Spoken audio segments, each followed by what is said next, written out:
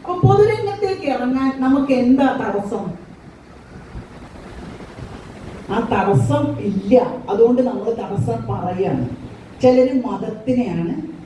ഒരു കാരണവശാലും ഈ മതത്തിന്റെ പേര് പറഞ്ഞ് നിങ്ങൾ ആരും ഒന്നിൽ നിന്നും പുറകോട്ട് പോകരുത് എന്നുള്ളത്. ഖദീജ റളിയല്ലാഹു അൻഹ ഏറ്റവും വലിയ വ്യവസായിയായിരുന്നു. ഏതാ കാലഘട്ടം? നൂറ്റാണ്ടുകൾക്ക് മുമ്പാണ്.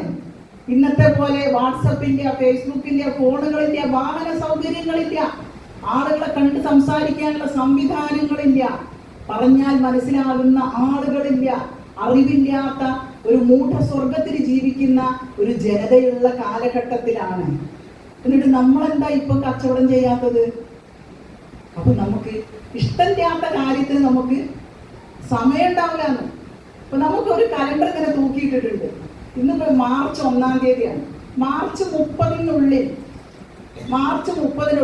ഒരു ഡേറ്റ് പറയാണ്. ആ ഡേറ്റ് എന്തെങ്കിലും ഇതുപോലുള്ള ഒരു പ്രോഗ്രാമാണ്. നിങ്ങൾക്ക് താല്പര്യമില്ലെങ്കിൽ നിങ്ങളൊരു ഡേറ്റ് പറയുമ്പോൾ ആ 30 ദിവസം തിരഞ്ഞാലും ഡേറ്റ് കിട്ടില്ല. നിങ്ങൾ കണ്ടിട്ടില്ലേ ടെക്സ്റ്റൈൽസില് ഒരു കുട്ടിക്ക് ഒരു ഉടുപ്പ് എടുക്കാനായിരിക്കും ഉണ്ടാവുക, 10 ആണെങ്കിലും കൂടെ ഉണ്ടാവും. എന്താ കാരണം?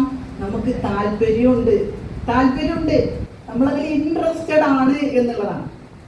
അവിടെ നമുക്ക് മതത്തിന്റെ തടസ്സങ്ങളില്ല, ബാക്കിയൊന്നുമില്ല. നമ്മുടെ താല്പര്യമാണ് പ്രധാനം. അപ്പൊ ഖദീജ റളിയല്ലാഹു അൻഹ ചെയ്ത പോലെ കച്ചവടം ചെയ്യാൻ നമുക്കൊരു താല്പര്യമില്ല എന്നുള്ളത്.